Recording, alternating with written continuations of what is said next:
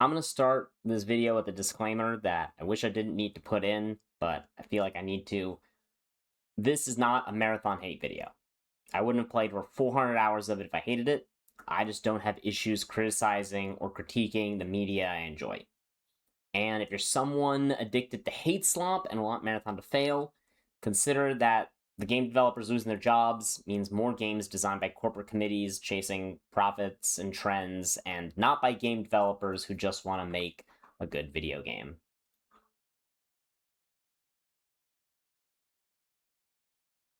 Part 1. What is a dark pattern? The ominous term dark pattern originates from the field of web design to describe website designs that were meant to intentionally trick visitors into doing things. So things like pop-ups, fake sale timers, ambiguous subscription cancellation pages would all be considered dark pattern design. Lately, the term has also been used to describe certain video game mechanics. So some obvious ones are things like daily login bonuses encouraging you to log in every day, games that give you premium currency for inviting a certain number of players, or any cash shop that sells you an inconvenient amount of currency so you can't buy a skin unless you buy a higher bundle of that currency, and then so they engineer it so they always have a small amount of currency left over at the end to entice you to spend more later. The existence of a dark pattern by itself doesn't mean a game is morally bankrupt or evil. You could argue any game with randomized loot drops that has rare items in the loot pool is a dark pattern. Or a PvP game with a ranked system where your rank points decay so that if you remain inactive and it ensures that top players reserve their place on the leaderboard because they're the most active ones is a dark pattern to keep them playing. These are all arguments you can make about, these types of game mechanics. While you'll find many competing definitions, at a basic level, a dark pattern is a design choice that encourages a player, or in the web design case, a user, to make a decision that they did not originally intend to make. Part 2. What is Trials of Osiris? So, what's Trials of Osiris? If you are a Destiny 2 player, you can skip this part. But in case you're not, and you're just coming to this from Marathon, Trials of Osiris is the pinnacle PvP activity in Destiny 2. It's the prestige thing to do in PvP. It's only available on the weekends, and the game mode consists of 2 teams of 3 players, with a team winning a round if all players are eliminated, or the team secures a capture point that appears somewhere on the map partway into a round. The first team to win 3 rounds wins the match. Pretty straightforward. The twist is if you want the really exclusive loot and the cool cosmetics and you want to glow and stuff, you have to go flawless. So flawless in Trials means that you win 7 consecutive matches in a row. For the Destiny players, yes, mercy cards let you lose 1 match. We're going to try not to confuse people, so everyone just stay focused. While this isn't impossible, you can imagine how 1 match against a team of PvP demons can ruin your streak. And so, in a way, you're at the whims of matchmaking to match you against a less skilled team, or in the case of playing solo, matching you with competent teammates. Now, all of that gets balanced against whether you're skilled enough at PvP to overcome those odds. Because if you're good enough, you can be matched against other good players and still dominate your competition for 7 games straight. Now, before we continue, I'm going to close out this section by just briefly outlining my Destiny 2 experience. Because I've got 6,000 hours on Steam, probably 7,000 hours, because I was playing before it got put on Steam, and it used to just be a Battle.net game. I have 2 day 1 flawless kill clears, Deepstone Crypt and Valve the Disciple, which admittedly are not super prestigious necessarily. I've got 50 flawless clears. I peaked somewhere at around the top 0.3% of Trials Report when I was seriously playing. I've got the flawless title. I gilded the title 6 times. And I've got the dazzling iridescent emblem from going flawless without dropping around, which I did solo. I wasn't even trying to do it. I just sort of was going in solo, and then realized once I reached the lighthouse that I could equip the emblem, And yeah, that was just sort of happened. I just sort of went on a crazy streak. And more importantly, to show you exactly how degenerate I am, I've gilded Dredgen 14 times. But none of that actually means I'm actually good at PvP. I consider myself, like, pretty competent, like, above average. I'm not, like, I don't dominate every single game I'm in. I can reliably get one kill before I die, and I can play my life if I'm the last one to try and pull out a clutch 1v3, which I do sometimes. Most of the times I don't. But I'm nothing compared to players who are actually good at PvP. So there's my resume and CV going into the rest of my opinions about Marathon. Part 3, what is Marathon? So now that I've gone over the basics of trials in Destiny, I'm going to go into a little bit about the Marathon basics, in case you're coming to this from Destiny. Marathon follows the basics of an extraction shooter gameplay loop. You've got multiple teams or solo players spawning on a large map, each one with the goal of completing their individual quests, looting items for points of interest, and then killing NPC enemies or other players that get in their way, and then trying to successfully extract from the map through fixed extraction points that spawn within the time limit of the match. If a player dies before they can extract, they lose all the items that they enter the map with and anything they picked up. Marathon has 4 maps to engage in this gameplay loop. I know there's Night Marsh in Season 2, but for the most part, I'm going to be sticking to sort of the Season 1 loop for this video, because I don't know how the Season 2 loop is necessarily going to change. They've got Perimeter, Dire Marsh, Outpost, and Cryo Archive, which like Trials of Osiris is only available on the weekends because it's the sort of pinnacle activity in the game. You want to concentrate your players there on the weekend, and then let them disperse into other matches throughout the rest of the week, get more things, and then go back into the map. I'm not going to go too much into how Cryo Archive works, but I'm going to lay down some important points for the purposes of this video. So Cryo Archive works in that it's a sort of a wheel map is like how I like to visualize it, with a centralized area and 6 individual spokes or wings connected by little hallways and passageways and things like that. You've got 5 teams spawning into the map, so there's going to be 1 unoccupied wing. Each team is trying to gain security tags to be able to exfil. That's your first objective, because you need security 3 to even attempt to start an exfil. There are not normal spawning exfils in Cryo Archive. You get 1 point of security by killing enemies and trying to dig through the bodies for a security tag, some of which it's random, but you're guaranteed at least 1 from stronger commander enemies. And if you are lucky enough to find security terminals, of which you're guaranteed at least 1 in your starting wing, those give 3 permanent points of security for the team that aren't represented by security tags. To get to that security 3, you need 18 points to exfil. So you need at least 18 of these. This means that generally, unless you get very lucky, you're going to have to kill another team and take their security tags to get enough points to be able to leave within the time limit. In addition, if you want to open the vaults, so you can imagine these as sort of little puzzle mechanics, like treasure rooms on the map, you need to look for things like batteries and cryocoolant, which have a variety of either randomized or fixed spawns. They're semi-predictable, but they're not a guarantee. And oftentimes you may find yourself having to, again, fight other players and kill them to get these resources you need to open the vault if that's your goal going in.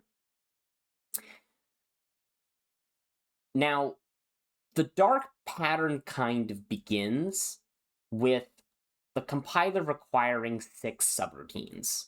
Now, the compiler is the final boss, at least right now, of Marathon. It's locked behind the 7th vault in Cryo Archive. So to access the compiler, you need 6 subroutines, and these subroutines are located within the 6 different Cryo Archive vaults. And then once they're successfully extracted, there's sort of these little single items, they're permanently unlocked for your player account. And then, once you've got all 6 of these, so you have to do 6 successful runs of Cryo Archive, in which you complete each of the an individual different vault in those 6 different runs. You need a DNA access card that you usually get from the vault to then use that to attempt a compiler boss fight. Now, how we get these keys and this greater system is where this dark pattern of Marathon starts to kind of emerge. Part 4, the dark pattern in compiler, aka the rant. All right, so here's a little diagram that I put together from my Twitch stream, where I drew all these little icons here to help with the what was originally a very crazy explanation. But this is a general layout of what it takes to get to compiler. So let's say that you are a slightly above average PvP player, like me, or you're someone, and you have a goal of you want to go kill compiler in Marathon. Now, how do we do that? Well, starting off, if we're working at this from left to right, you need to go on each of the 3 maps, kill the UESC bosses that spawn on each map. From them, you're going to get the Cryo Archive keys for vaults. You need to assemble subroutines from those vaults. You need to acquire a DNA access key, and then you can go attempt a compiler run. Now, if you know Marathon, I think you might know where I'm going with this, but for those that don't, or for those that are playing Marathon but are unaware, there is a lot of randomness in these steps. So just starting off, when you're playing the normal extraction shooter loop on any of the 3 basic maps, it is a random % chance that the bosses spawn on the map in the first place. So you could load into games of Perimeter over and over again, and there is only a % chance that the Wraith Warden will spawn. And then from that Wraith Warden, there is a % chance that it drops the corresponding Cryo Archive key. And that's the same case with all the bosses. So Cryo Archive keys 3, 4, and 5 have 2 layers of randomness going in. There's the randomness of, does the boss spawn on the map?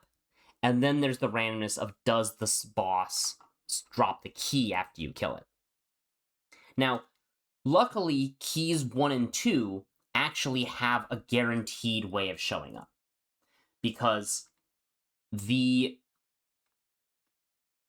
the outpost red room has a 100% chance of spawning either Cryo Archive 1 or 2.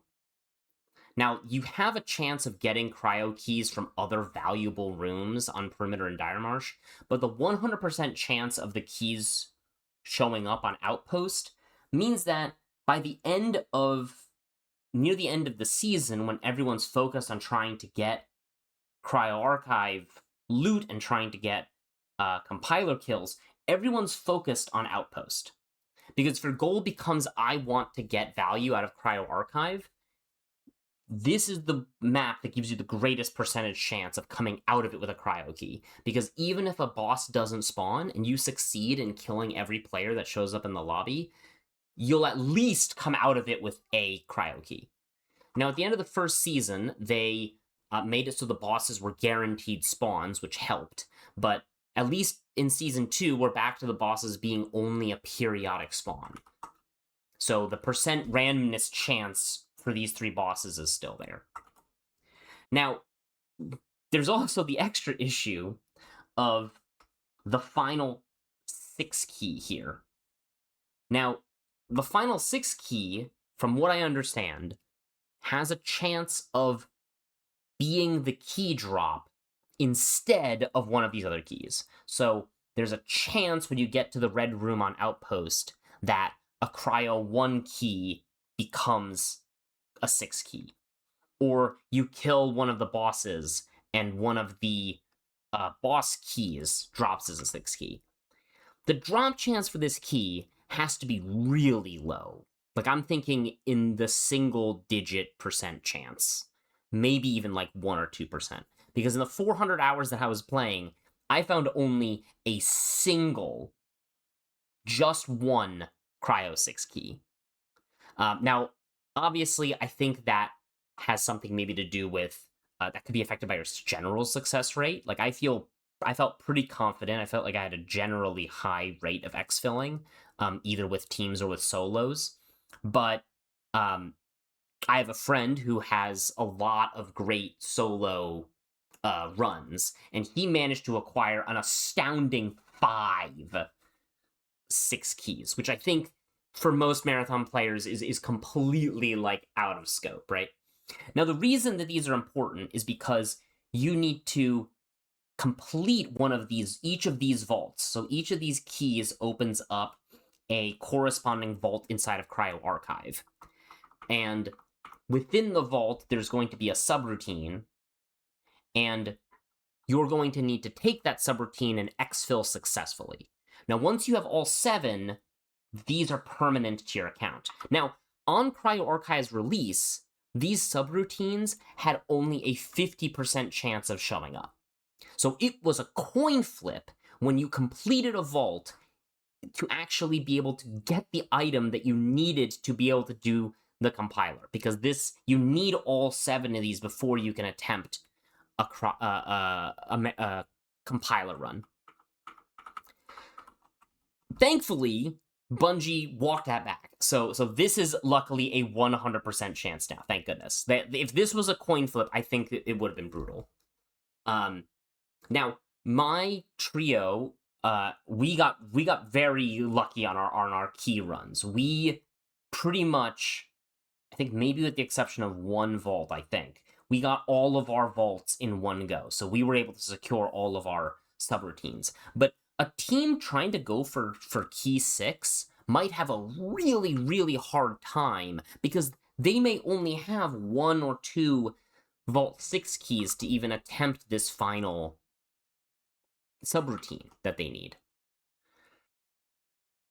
Now, the second to last step, these DNA keys are looted from the various vaults. Now, I'm only circling the yellow 3, 4, and 5 here, because from what I understand, 4 and 5 anecdotally have a 100% chance of giving you a DNA key. And 1, 2, 3 are not a guaranteed key. So only 4, 5, and I'm presuming 6. I have not run 6 that much. I believe I've only run two runs of 6. But these are the only ones that actually give you a 100% chance of getting a DNA access. So this is also an extra layer here of actually trying to even acquire one of these keys. Then you need to do a run with the DNA access to get to compiler, to actually even be able to attempt the compiler fight. So hopefully you can see from this diagram how many layers of RNG it takes to attempt a compiler run. Now, this in itself, I don't really think is that much of a problem. I think that a lot of games, especially with an end game, need to have an end game that's going to keep the player playing the game.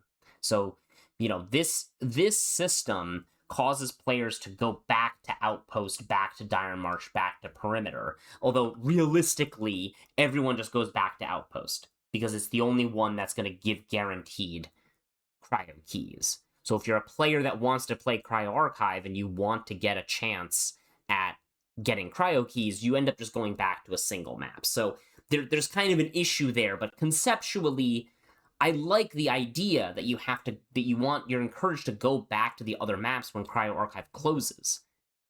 But the problem here is if that this is an extraction shooter, and so dying means you lose your loot.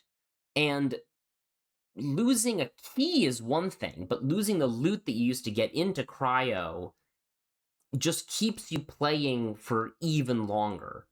And and this is, like I said in the beginning, I had put 400 hours into Marathon, and I got only one red key. And I think in total, I got maybe 3 compiler attempts in there over 400 hours. Now, obviously, if you're a better player, that number's gonna look really good. You're going to have a lot of red keys. You're going to have a lot of DNA access, and therefore you're going to have lots of compiler runs. But where this concerns me is they've created a system that's effectively Trials as an entire game, like as a core gameplay loop, not just as a weekend event, but they've created a system that basically breaks down 7 rounds of Trials, and then 7 being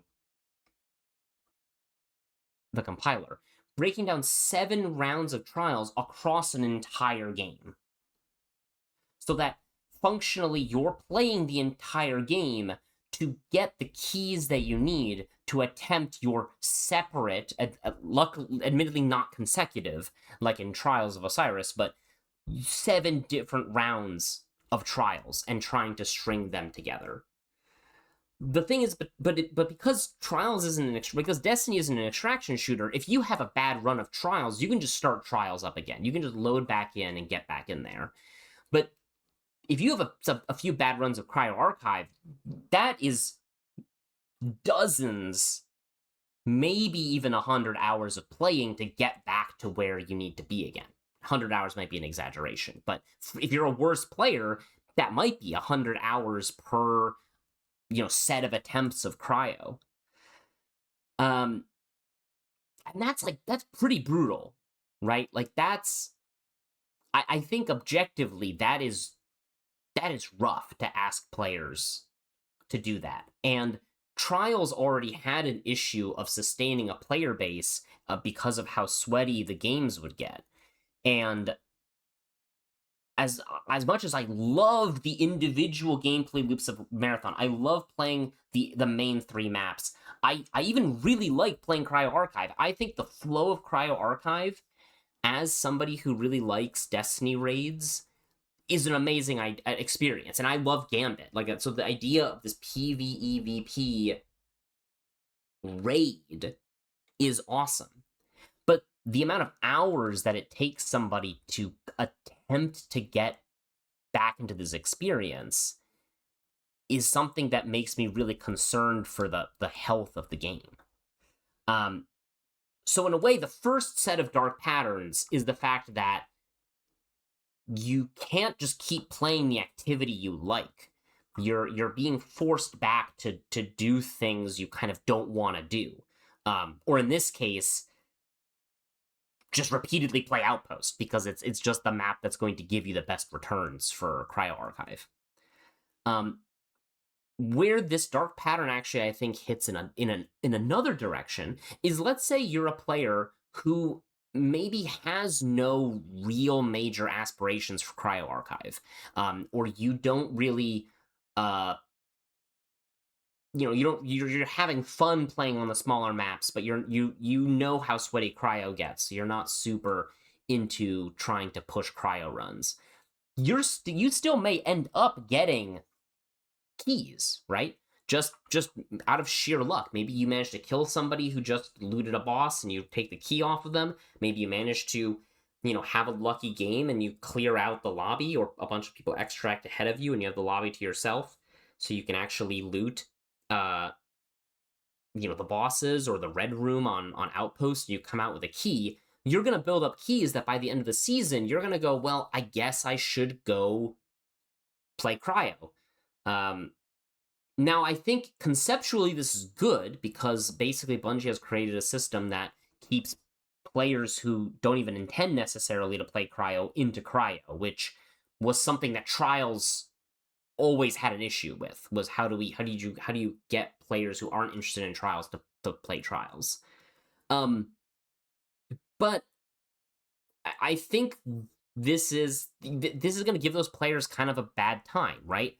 Or well, actually, it can mean one of two things. It either means those players go into Cryo just to become food for the good players, as they just show up to get stomped, or it means that the only real time to play Cryo is at the end of a season. Is that you only play Cryo Archive at the end of a season, because that's when everyone spends their keys and that's when the player population is highest. So and Trials had this issue where Trials of Osiris was easiest on Friday evening and Saturday.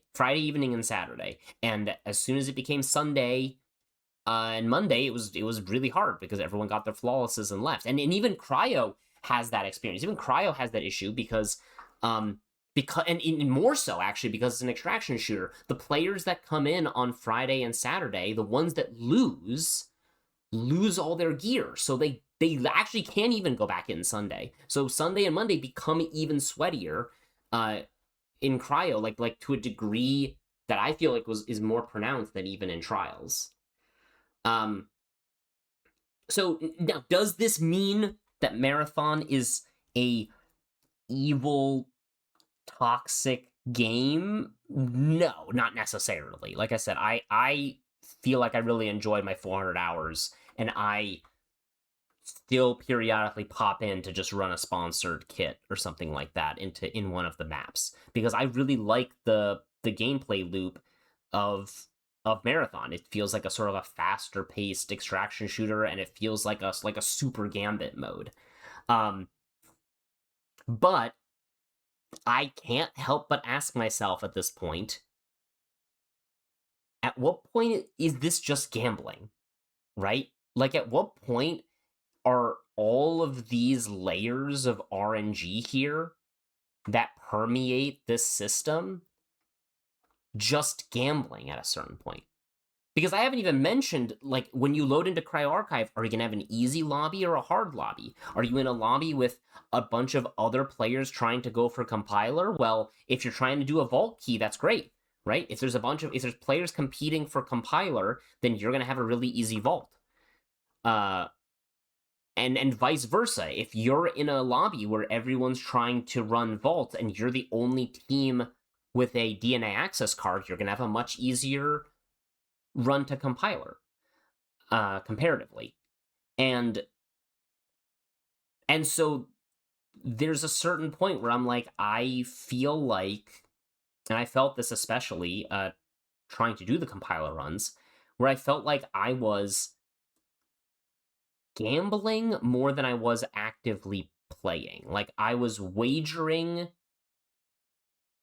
all of my gear, which is fundamentally what an extraction shooter is. You're wagering your gear and betting against your own skill, betting that you understand the map and have better game sense and have better aiming than the other players in your lobby.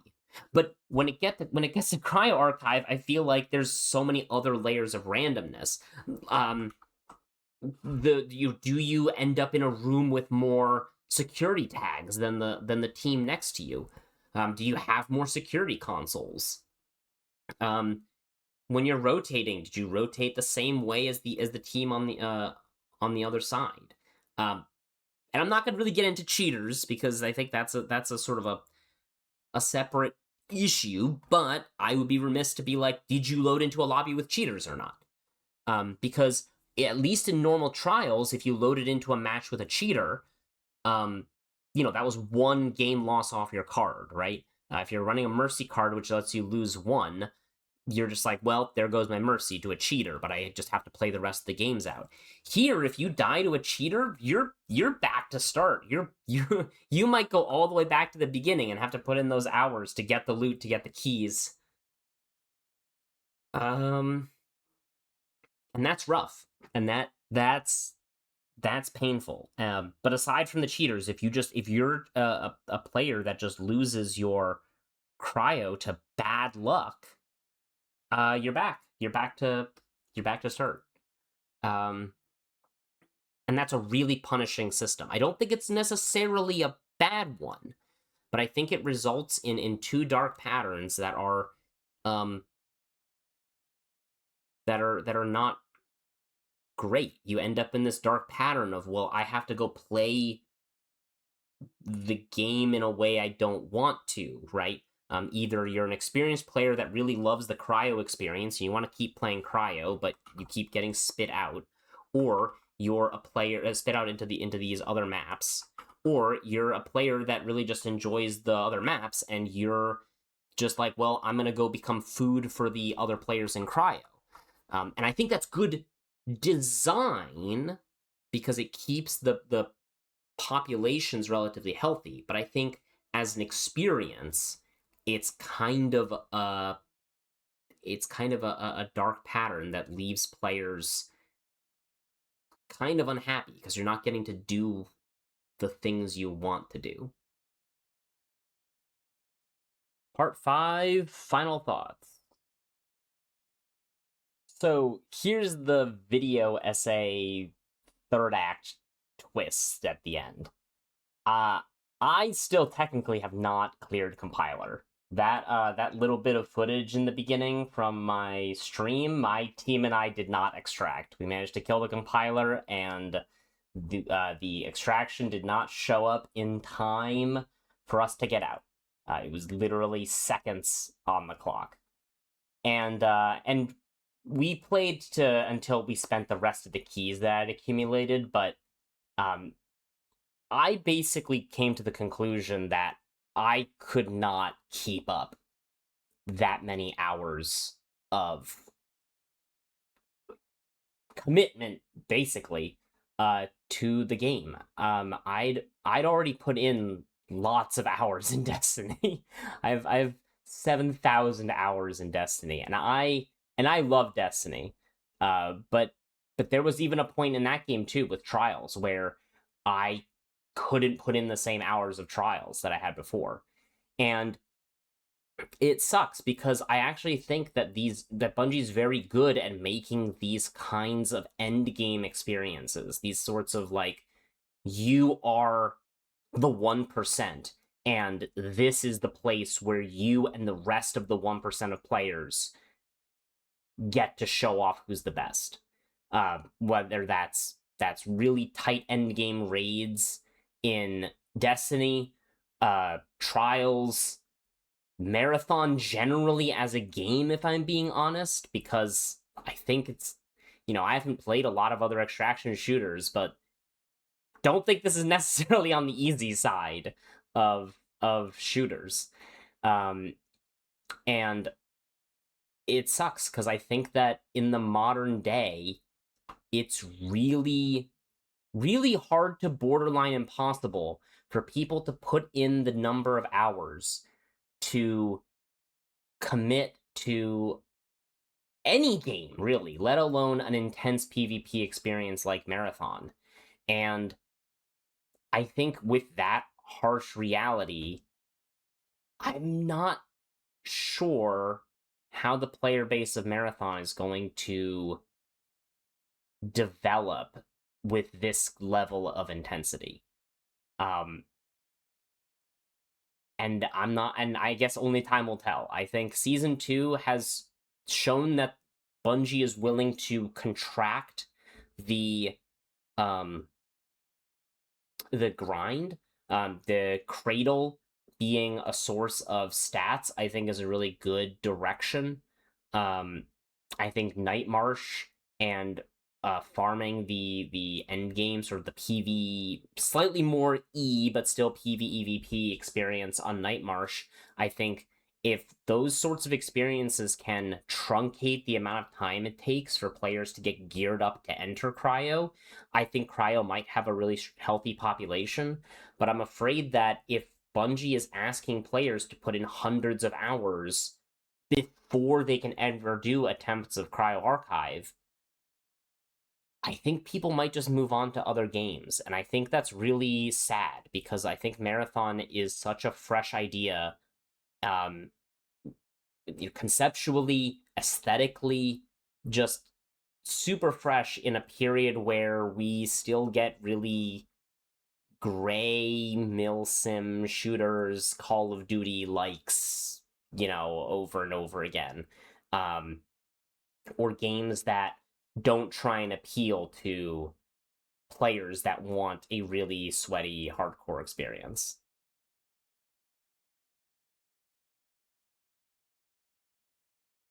And I think that's it. This was my first video essay, so if you watched all the way to the end, thank you. Shout out to Doug Dimmadome and Outlaw, who are my duos for Cryo Archive. Luckily, they were able to get their Cryo Archive clear before my life got a little too messy and I couldn't put in those hours. And I'm excited to get back into more marathon at some point.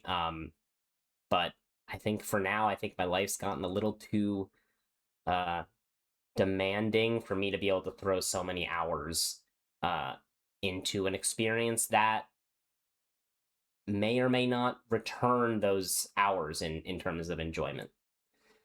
Yeah, I guess this is where people say like and subscribe and whatever. I don't know how many more video essays I'm gonna do, but I love me some YouTube video essays. So the next time I feel the desire to rant about something, like I did with this, there'll be another upload. But until then, enjoy art, don't die, and I'll see you guys next time. Bye.